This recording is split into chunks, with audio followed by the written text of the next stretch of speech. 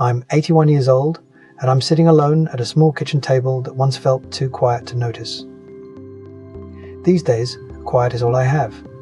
I've come to understand something very late, and I'm saying it now because there isn't much time left to keep pretending it doesn't matter. I'm not telling this for sympathy. I don't need forgiveness. Most of the people who would matter for that are already gone. I'm saying it because when you get to my age, the truth stops being something you can postpone. It settles in your bones, whether you want it to or not. I spent about 60 years chasing security. That's the word I used, security. It sounded responsible, it sounded adult, it sounded like love, even when it wasn't. I thought if I could just make things stable, everyone would be safe. If I could just keep the bills paid, keep the roof solid, keep the future predictable, then the rest would take care of itself. I didn't see it as chasing anything. I saw it as doing my job. Now, when I look back, I can see the people I loved slowly stepping out of my life while I wasn't paying attention. I didn't push them away. I didn't mean to hurt them. I just kept telling myself I'd show up later. Later is a dangerous word. These days, I wake up early. Not because I need to, but because my body won't let me sleep long anymore. The house creaks when the heat kicks on. The floor is cold. I make coffee for one, out of habit, more than desire. There used to be 2 cups on this counter. I never threw the second one away. It's still in the cabinet, unused, like a small monument to a life I thought would last longer. At my age, time doesn't stretch. It contracts. Days blur together. Years feel thin. You stop thinking in plans and start thinking in memories. That's when you realize which ones are missing. When I was younger, I believed time was something you could manage. Like money. Like work. Like a calendar you could rearrange if you needed to. I truly believed that if I stayed disciplined, everything would balance out in the end. I grew up in a house where worry was constant. My father worked hard, but it never felt like enough. There was always the sense that one mistake could bring everything down. That kind of childhood wires you in a certain way. You don't dream big, you dream safe. So when I was in my 20s, I didn't think about joy. I thought about not failing. I took the job that paid steadily instead of the one that excited me. I worked late because that's what reliable men did. I said no to vacations because missing work felt reckless. When I met my wife, she understood that part of me. Or at least she thought she did. She liked that I was dependable. She liked that I had plans. We talked about the future like it was something we could engineer if we were careful enough. In the beginning, I was present. I really was. We ate dinner together. We talked about our days. I listened. But slowly, the balance shifted. Work followed me home. Worries followed me into bed. I started answering questions with half attention. I told myself it was temporary. Temporary became normal. We had children. Holding them for the first time, I felt something crack open in me.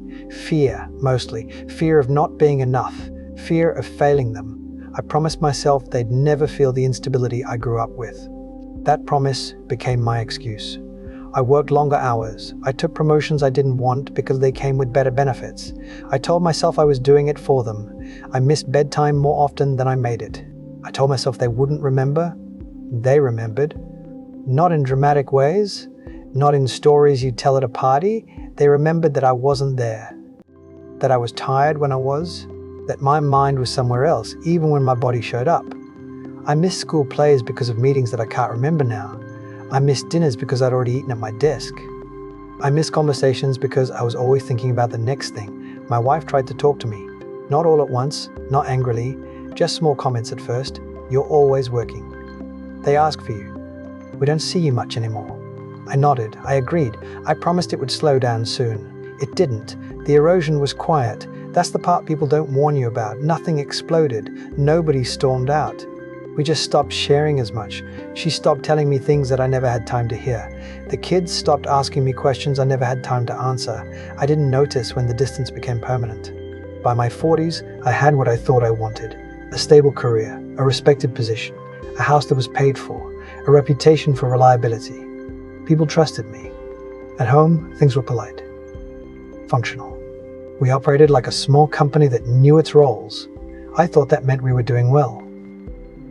Looking back, I see how lonely we all were. There were moments when I almost woke up. A birthday I forgot until late in the evening. A look on my wife's face when I came home after another missed dinner. A child's quiet disappointment when I said, maybe next time. I noticed those moments. I just didn't stop.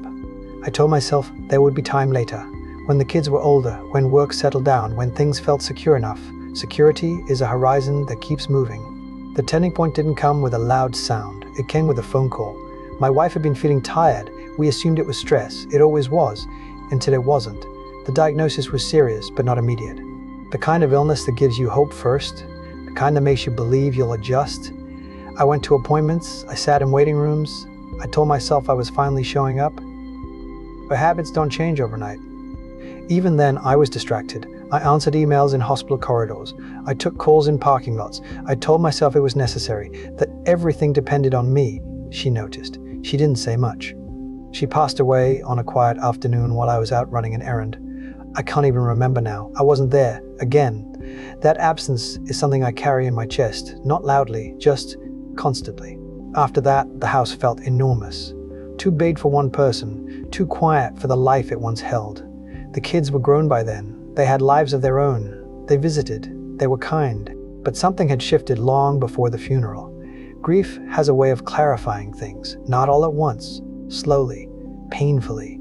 I started noticing the empty spaces, the conversations we never finished, the memories we never made. I realized how much of our life had been postponed for a future that never arrived. I tried to reconnect. I really did. I called more often. I asked questions. I listened better. But relationships are living things. You can't neglect them for decades and expect them to spring back to life on command. My children love me. I know that. But love has textures. There's closeness and there's distance. Ours has distance woven into it now. There are things they share with others that they don't share with me. Not out of cruelty, out of habit. I understand that. It's my doing. At this age, you start to inventory your life without meaning to, not accomplishments. Absences. Who's still calling? Who isn't? Whose voice you can still hear in your head? I thought being dependable would make me unforgettable. I thought providing would be enough. It wasn't. Security didn't hold my hand when my wife was gone. It didn't sit with me at night. It didn't remember me on holidays. What can't be fixed is the time.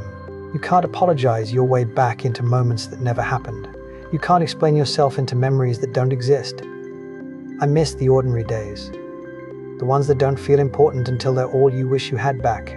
I don't hate my life. That's important to say. I'm grateful for many things.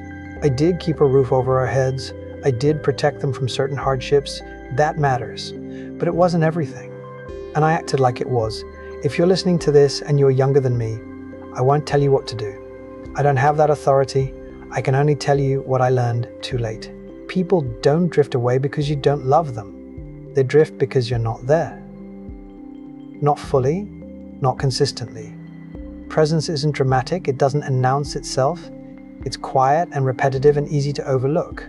That's why it's so easy to trade it for things that feel urgent. I thought I was buying us time. I was spending it. If this meant something to you, you don't have to change your life. Just notice it. Notice who's sitting across from you. Notice who's waiting for you to look up. I have some time left. Not a lot. Enough to be honest. Enough to sit with what is instead of what I planned. That's what I'm doing now. Sitting at this table, drinking coffee that's gone cold, thinking about the people who love me while I was busy being responsible. This is the truth of my life. I hope you hear it while there's still room to do something with it.